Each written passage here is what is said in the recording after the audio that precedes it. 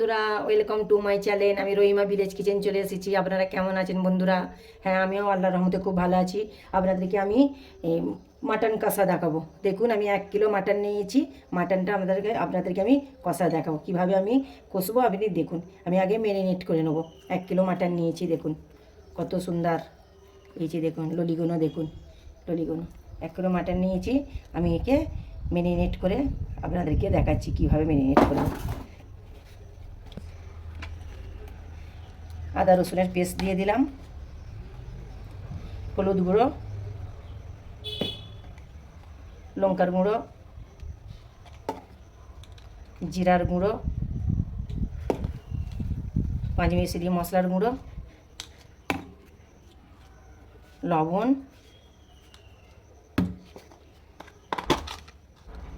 জিরার গুঁড়ো,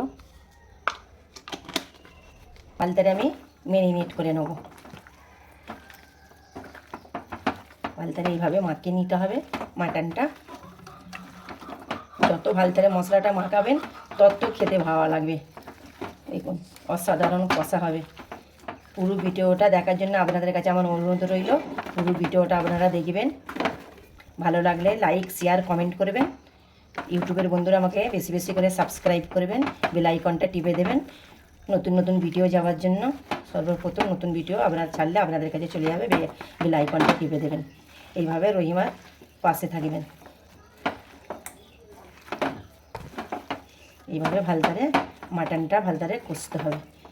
মশলা মাখানো আমার হয়ে গেছে, এবার আমি রেস্টে রেখে দেবো। গ্যাসটা আমি অন করে দিই।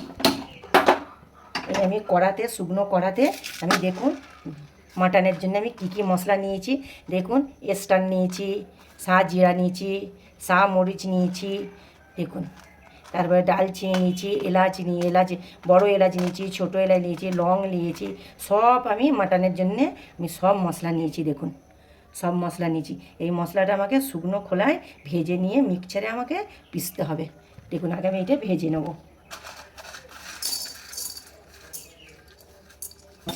শুকনো খোলায় ভেজে নিতে হবে।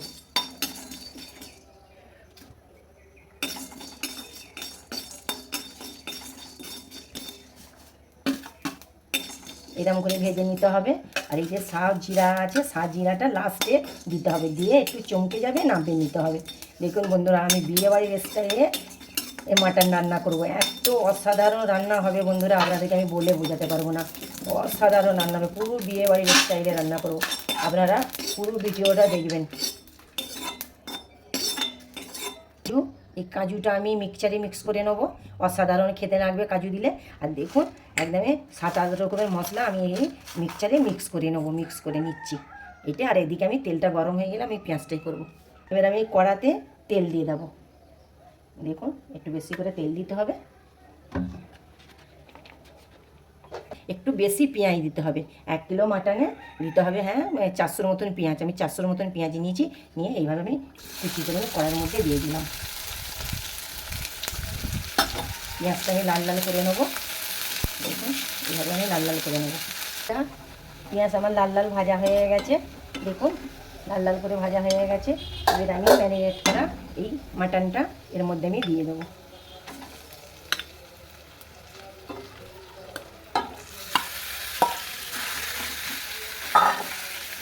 কষতে হবে। তেজপাতা, 4টে তেজপাতা এর মধ্যে আমি দিলাম। এইভাবে মাটনটা রান্না করবেন বন্ধুরা, অসাধারণ খেতে লাগবে। পুরো বিয়েবাড়ির স্টাইলের মাটনটা রান্না হবে। পুরো শেষ থেকে শুরু অবধি আমার ভিডিওটা দেখবেন।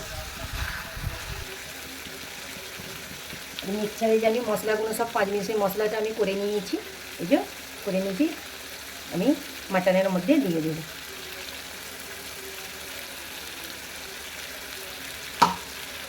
দিয়ে এইভাবে ভালো করে কষতে হবে।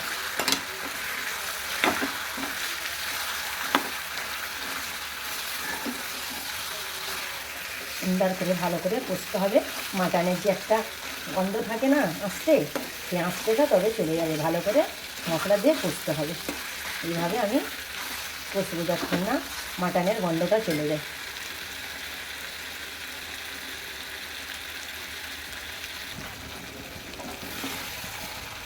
অসাধারণ লাগছে, মাটনটা অসাধারণ দেখতে লাগছে। দেখুন এখন তো আমার সম্পূর্ণ কষা হয়নি, এই মশলাগুলো দিয়ে খালি এদিক ওদিক কষছি, হেভি লাগতেছে আর এত সুগন্ধ বেরোচ্ছে কী বলবো বন্ধুরা আপনাদেরকে। এইভাবে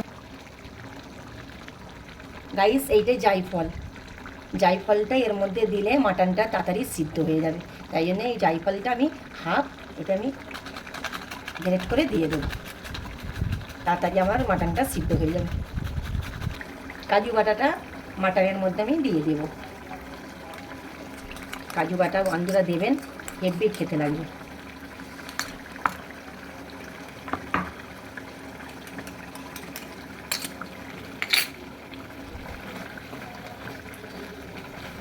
কাজু বাটা দিলে বন্ধুরা কালারটাই অন্যরকম চলে আসে, কাজু বাটা দিলে অসাধারণ খেতেও লাগে আর মাটনের কালারটাও চেঞ্জ হয়ে যায়।